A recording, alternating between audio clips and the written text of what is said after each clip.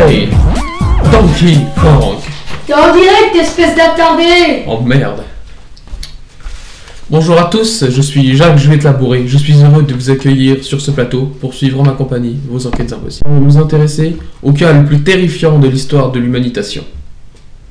Depuis mercredi, les escargots en lui procurant de la bienveillance en termes de politique en diagonale, le lundi dimanche 43 janvier, en année bissextile de cette même année, le ministre de Ikea, petit escargot engagé au Parlement, dénommé par François Fillon, que l'on nommera tout au long de cette émission Gros Sourcil, fut assassiné à coups de lance-roquettes alors que celui-ci faisait fonctionner l'économie au bois de Boulogne.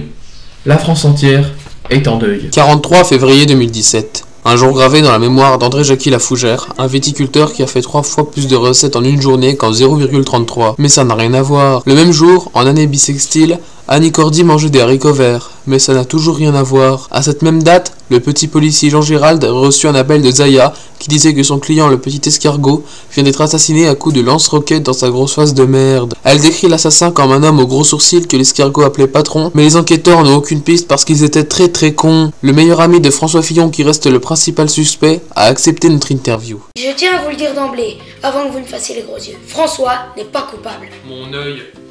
C'est-à-dire que je suis aveugle. Excusez-moi, j'ai pas le coup d'œil pour ce genre de choses. Bon, écoutez, je suis chez moi. Vous allez arrêter vos blagues et m'obéir au doigt et à l'œil. Bon, on va changer de sujet. Vous avez bien dormi? Non, j'ai pas fermé l'œil de la nuit. Et vous, à vue d'œil, je dirais que vous avez bien dormi. Tu la vois, celle-là? Oui, mais j'imagine que c'est pas réciproque. Ta gueule! Vous êtes énervé? Non, vous croyez. Ça saute aux yeux pourtant. Vous venez chez moi, vous m'insultez, vous n'avez pas froid dans les yeux. Bon, revenons-en à Chaune le Mouton. Combien l'escargot rapportait à François Fillon mensuellement? 20 centimes, pourquoi? Hein, combien François Fillon le payait? Les yeux de la tête. Merci de votre précieuse aide, vous êtes très sympathique, j'espère qu'on ne se perdra pas de vue. Bon, sortez de chez moi. C'est bon, ouais. Sortez de chez moi. Dégagez, dégagez. Je vous dis de dégager. Nous disposons également d'une reconstitution du meurtre exclusive.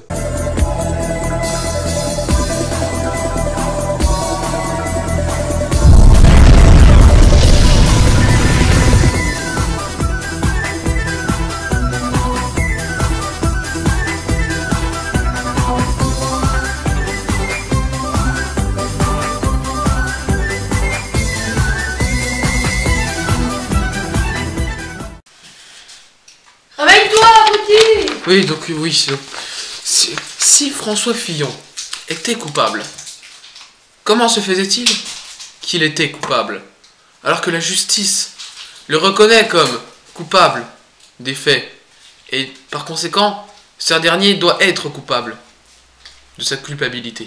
François Fillon, pourtant, lui-même déclare qu'il est innocent. D'abord, Guillaume Durand, je voudrais dire que je suis innocent. Mais pourtant, certains témoignages prouvent le contraire.